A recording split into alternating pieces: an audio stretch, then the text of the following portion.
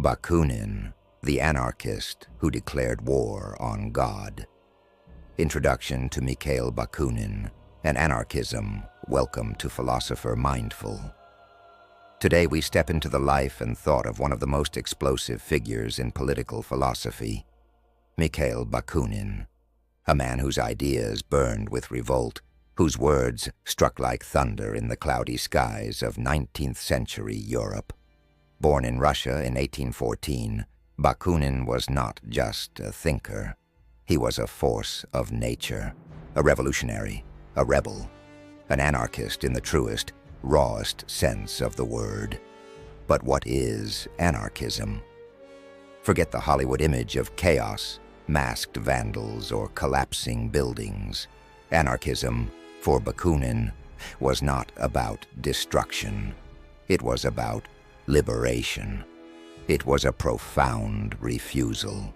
A refusal to bow to power, to authority, to any force that claimed dominion over the human spirit.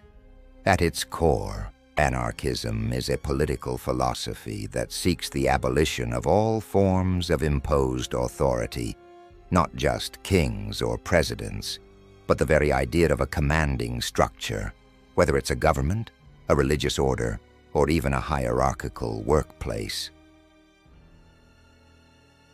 2. Understand Bakunin is to understand this radical core of freedom.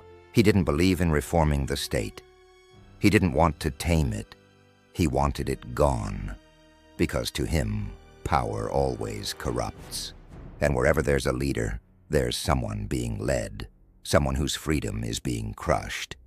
Bakunin's vision was revolutionary socialism without the state, a libertarian socialism where freedom and equality walk hand in hand, not in conflict as many believe, but as inseparable twins, because for Bakunin, there can be no real freedom without equality, and no equality without freedom. In this chapter, we will explore Bakunin's war, not just against the state or the capitalist, but against God himself, because for him, God was not merely a theological idea. God was the blueprint of all authority, the ultimate master whose shadow loomed behind every throne, every law, every command. So get ready to dive deep into a mind that dared to confront not just kings, but the heavens. The critique of authority, state, capital, God. For Mikhail Bakunin, authority was not a neutral tool. It wasn't something that could be wielded wisely or ethically by the right people. Authority itself, in any form, was a poison. He believed that any structure built on authority, even if born with the noblest intentions, would inevitably morph into a machine of domination. Why? Because once people hold power over others, they no longer act for the people. They act for power itself. That's why Bakunin didn't just oppose unjust rulers. He opposed the very idea of rulership. No matter if it's cloaked in democracy, in religion, or even in revolution, the state, to him, was not a protector. It was a parasite. Even when controlled by the working class, the state would still create a new elite. Bureaucrats would replace aristocrats. New chains, same slavery. The state, by its very nature, rests on coercion. Laws are not suggestions. They are threats, backed by violence. The police, the prison, the military. Behind every law lies the power to punish. Bakunin saw the capitalist system as another arm of authority. In capitalism, power doesn't wear a crown, it wears a suit, but the dynamic is the same. A small class owns, commands, and exploits, while the majority obeys, produces, and struggles. Private property, in Bakunin's view, was the legalized theft of the commons, a way to turn human beings into machines for profit. But perhaps most radically, Bakunin turned his fire toward the highest authority of all, God.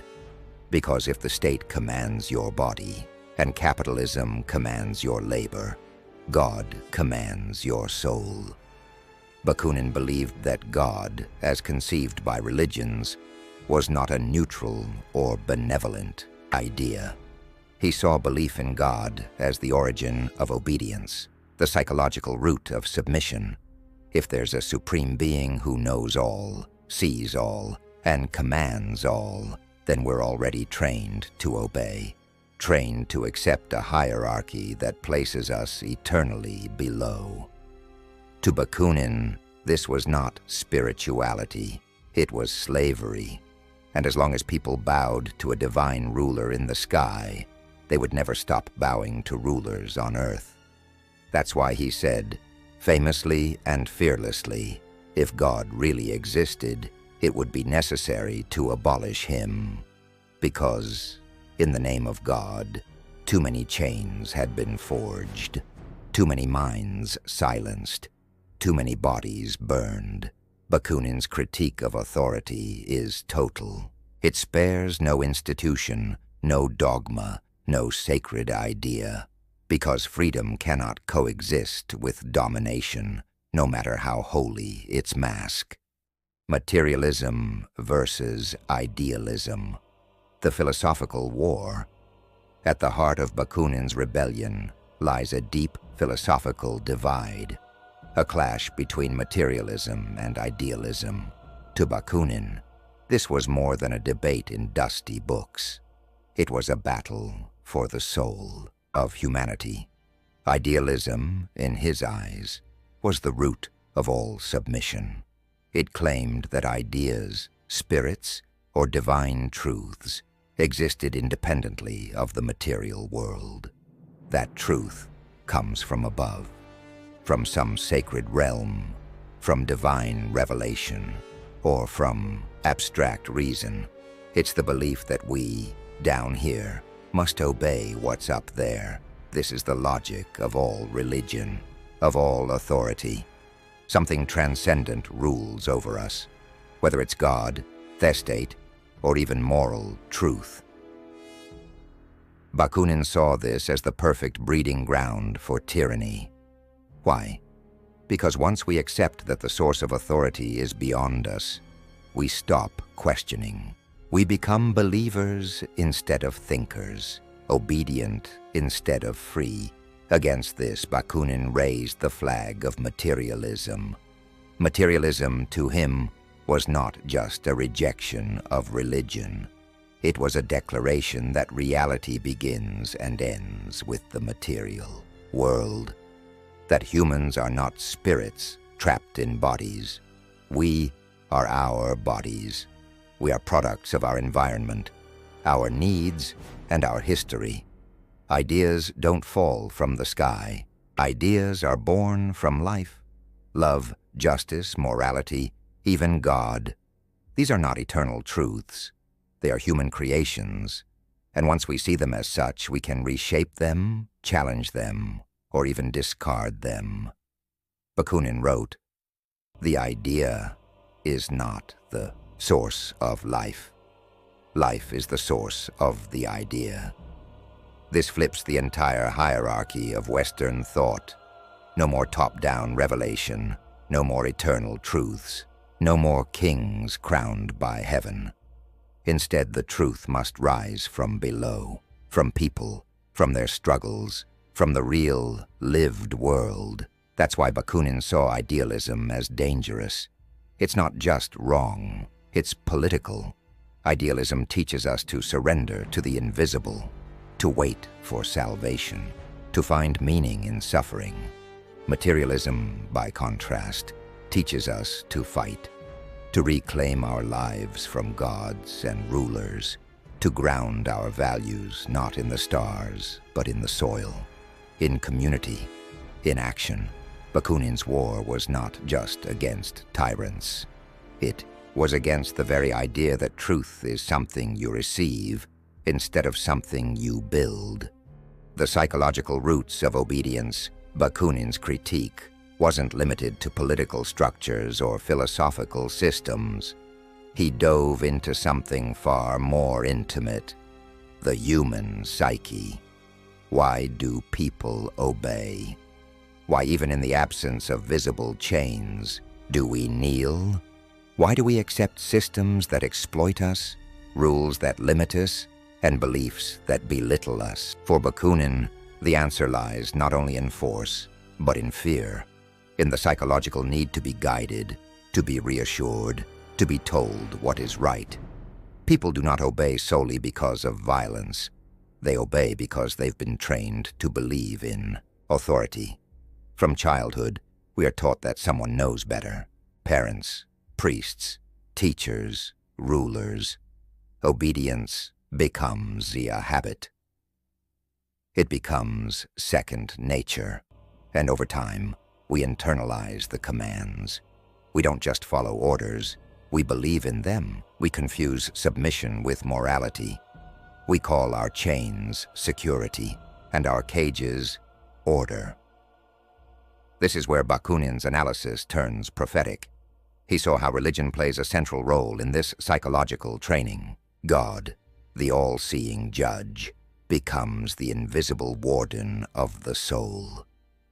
Even when no one is watching, God is. The divine gaze becomes the ultimate form of surveillance, more powerful than any police force. This internalization is what makes authority so enduring.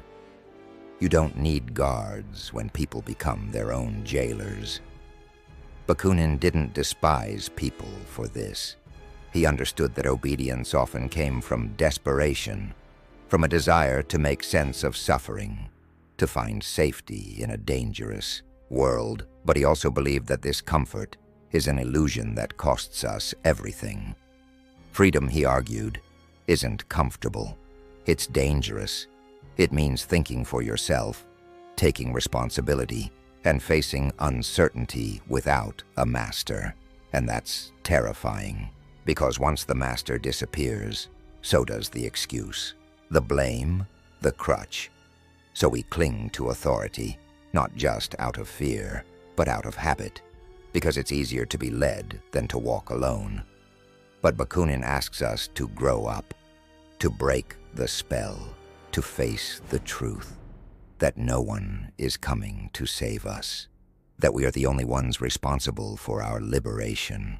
The real enemy isn't just the tyrant, it's the part of ourselves that wants to be ruled. God, as the original fiction of oppression, for Bakunin, the most ancient and powerful myth that shackles humanity is not the state or capital, but God. Not God as a figure of faith or private belief, but God as the symbol of supreme authority, the origin of all submission, the idea that above the world there sits an absolute master who dictates what is right, what is wrong, and who must be obeyed without question. This, to Bakunin, was the first chain humanity ever forged for itself, and the most enduring. He believed that God is the blueprint of every authoritarian system, the model on which kings, priests, and presidents all pattern their power. God is the unseen judge, the cosmic legislator. When we surrender to God, we surrender not only our will, but our very sense of agency. This belief is not harmless. It teaches that morality comes from outside, from above, that humans are fallen, broken, and incapable of determining right from wrong without divine guidance. In short, we are unfit to govern ourselves, and that is the most dangerous lie of all. Bakunin argued that so long as God reigns in the human mind, freedom will be impossible. Because if there is a being above all, then every other hierarchy becomes justified in his image. The king rules because he is God's chosen. The boss commands because he enforces order. The father dominates because he mirrors divine authority in the home. It is a cascading chain of power, from the heavens down to the hearth. But here's the radical claim: God is a human invention, not the other way around. Bakunin flips the script. He says we didn't receive God from above. We projected him from below, out of fear, ignorance, and our longing for meaning in suffering. Just like a child invents a fantasy to cope with fear, humanity invented God to soothe the terror of death and the chaos of the world. But the fantasy became a prison. The moment we gave it power, the moment we said, "This is truth," it ceased to serve us, and we began to serve it. God, in this view, is not real, but the consequences of believing in him absolutely are: wars, slavery, guilt, obedience, the divine right of kings, the burning of heretics, the silencing of women, the crushing of doubt. So Bakunin called for something unthinkable to most in his time: not just atheism, but the political abolition of God, a conscious collective realization that we are alone. And that's not a curse, but a liberation, because when the skies are empty, we finally look at each other, and we realize the power to build a just world has always been in our hands.